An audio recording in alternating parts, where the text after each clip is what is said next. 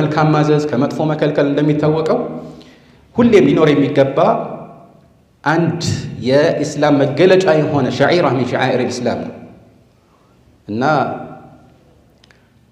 ቅድም ወንድማችን ባነበበልን አንቀጽ ላይም አላህ Subhanahu Wa Ta'ala ወልተኩም ሚንኩም ኡመቱን يدعون إلى الخير ويأمرون بالمعروف وينهون عن المنكر ይላል። ከናንተ መካከል ወደ መልካም ነገር የሚጣሩ ከመጥፎ የሚከለክሉ ሰዎች ይኖሩ።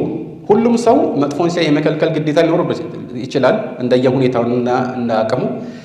ነገር ግን ስራቸውና ዋና መለያቸው ይሄ የሆኑ ሰዎች ያስፈልጉናል።